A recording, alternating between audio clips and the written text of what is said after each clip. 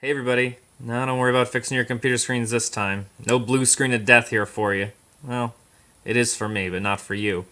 So, in a couple of minutes, maybe like a minute and a half, I'm going to be playing my next. By the way, welcome to another episode of Let's Play Every Star Wars Game Ever.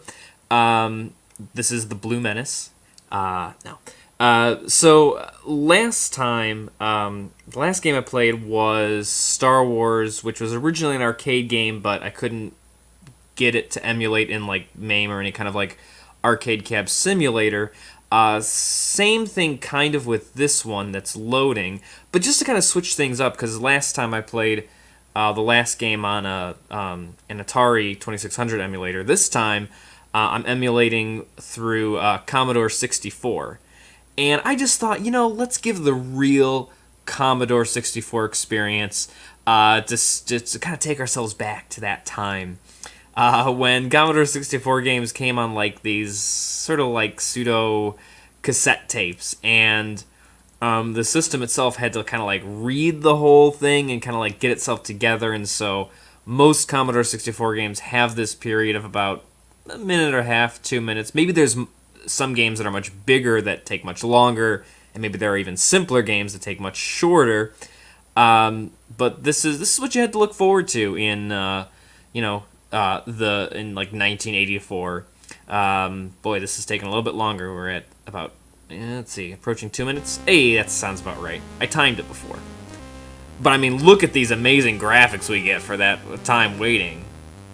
Luke looks like he's dead in space, like he's frozen in the vacuum of space. But anyway, yes, this is Star Wars Return of the Jedi. Even the music sounds bad. Totally not worth it. Anyway, so the first thing we can do here is we can select our starting level, which is a feature that some games have. Like, you can start at like the harder difficulty and they give you like benefit of the doubt and they give you more points. But let's just start off with easy, just so we can kind of see how this plays out as a sort of an organic experience.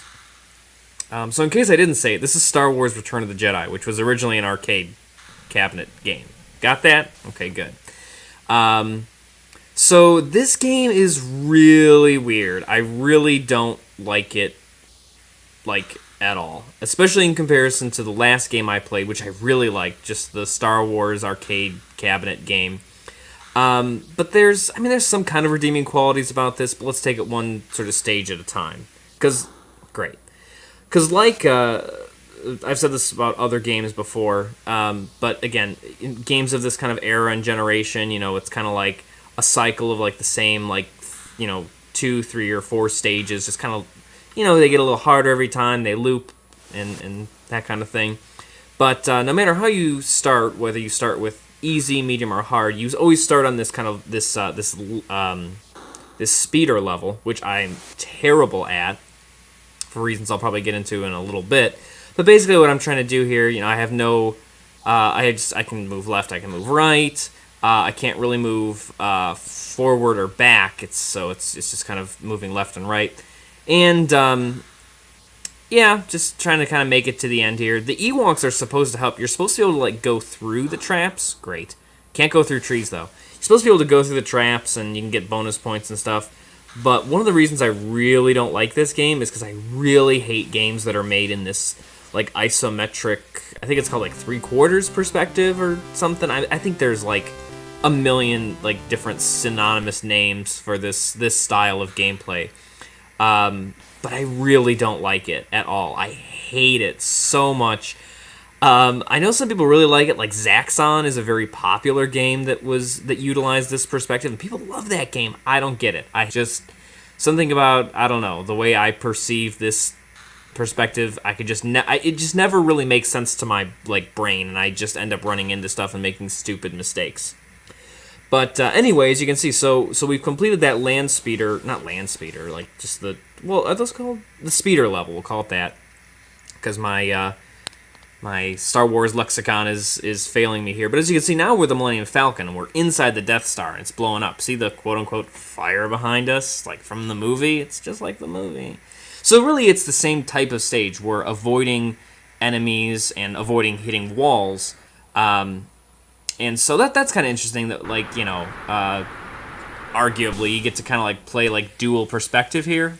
And so that's level 1. So it's just those 2 stages, right? So now we're going back to this stage. It's a little harder. I think there's probably a few more trees. I can't really tell if maybe the speed, like the scrolling speed's a little faster. Probably, maybe. It's kind of hard to tell. But, you know, that'll kind of cycle through and continue. We'll see that in a minute. But what's really interesting about the... Oh, that's new, too. I guess those logs are new.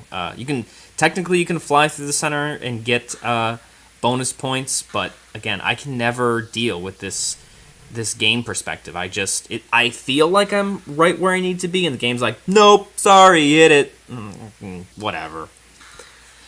Anyway, what are we doing here? Just trying to... Yeah, so when I play this level in particular... you know, this speeder level, I try and just survive. I get a little bit fancier in later levels, but I feel like there's just way too much to run into here, so I think that might be the end of it. There's like the big thing of trees. Alright, cool. Yeah, very little music in this. Okay, so see, now we get a different perspective. I think now we're supposed to be Chewie after he's taken control of the AT-AT here.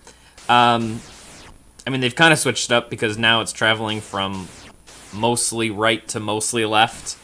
And now we get another one here. Now, here's the thing. When I was first playing this, I'm like, am I dying? Am I playing this game wrong? See, look at that, again.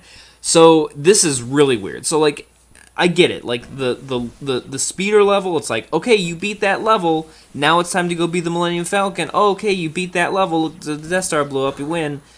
But now there's this, like, constant back and forth. There we go again. Constant back and forth between these 2 perspectives. And that time I did actually die. So it's really cool, I think, in theory, like, in concept, that they're, like, going back and forth in between these perspectives. Because obviously here we are, you know, flying the Millennium Falcon. And I think it might go back one more time. Yep, there we go. But it's so jarring. I mean, I don't know for you guys watching me play this if it's jarring. Oh, come on, I didn't even... Whatever. See, I hate this freaking perspective. But from the player's perspective, it's so jarring. Like, there's not even, like, a breather room where it's like, okay, prepare to be in the AT-AT again. Like, a simple countdown timer would have been great. Here's the end of this stage. So we're blowing up the shield generator, and now, see, here's the thing. If it was just the AT-AT the whole time, it was like, okay, I've reached the end, I blew up the generator, now let's go be the Millennium Falcon and die. Great.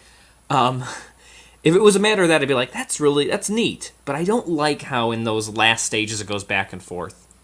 Let's drift over to... I'm going to try going over to hard, just to see what this is like. So we start on level 5. So yeah, there is some variation here. Level 1 is just this speeder level, and then the Millennium Falcon inside level. And then all the levels after that follow the same pattern of we do the speeder level, then we go back and forth between the AT-AT level / Millennium Falcon and space level, and then because the AT-AT has destroyed the shield generator, then we do the inside the Death Star Millennium Falcon thing, escape sort of thing. I actually made that a lot fun. I was actually thought I would... Well, see? Whatever. I was supposed to say, I'm doing pretty good here. I've never actually played on hard. This is a total experiment. Oh my god. Oh, how did I don't know how. Wow. Oh, okay, maybe I'm getting a little better at this than I thought. Whatever. I'll be surprised if I even make it through this Ewok Forest level here. Oh boy. Anyway, so that's my little rant about this game. It's really interesting in concept. Oh, I did make it. Wow. It's really interesting in concept, but I think execution is just not as good. And I do have to admit... Okay, yeah, we're back to the AT-AT thing here. I do have to admit, since I'm playing this on the Commodore 64 port version, maybe the arcade version is better. Those totally did not hit me, but okay. Maybe the arcade version handles it a bit more swiftly. Wow, that was fast. Swiftly and adeptly. Like I said in my last video, I'm going to maybe try finding some arcades that maybe have these games, because there's one arcade which I think really might, and so I'll kind of report back or make a special series about that. I don't know, but yeah, I'm overall I'm really not super impressed with this game. What was I gonna say? I mean, yeah, I'm gonna try hard again just to kind of see. Not only that. I mean, here's the but I think also maybe I'll enjoy it more with like the graphics and the sound. The sound here is really bad. It's really bad. I mean, that's just like white noise that kind of implies flying, but the music is. I mean, there's no music except for like the start and end screens. This looks like total butt. I mean, this looks really gross. Just this color palette. Well, maybe not so much the color palette. It's supposed to be brown and green, I guess, but it really doesn't look very good, especially when I compare it to. I'm going to try and find an image for you guys here. A picture of what it looks like on the arcade cabinet. At least this, maybe kind of like this level, just to kind of compare, because I saw it and I'm like, oh man, this looks awful. Maybe not only graphically is a little bit better on this, on like the stand-up cabinet, but maybe also the controls are a little bit more, and like the use of this like, wow, that was fast, 3/4 perspective. Maybe it's a little bit better. I'm gonna go back to medium for a while. But that remains to be seen. But I think you guys pretty much get the gist. I'm really not feeling this. I was trying to do like a whole run of like, the entire sequence of events where it's this and then the AT-AT / Millennium Falcon thing and then escaping the Falcon. But honestly, I don't know that I can. I don't know that I have it in me, guys. I'm really sorry. Although now I'm doing okay. Nope. Goddamn Ewoks. All right, I'm gonna leave it off here. So as always, thanks so much for watching. There we go. Okay, yeah. Sorry. Thanks for watching. Please like, please comment, please subscribe. I do always appreciate it. And until next time, may the Force be with you.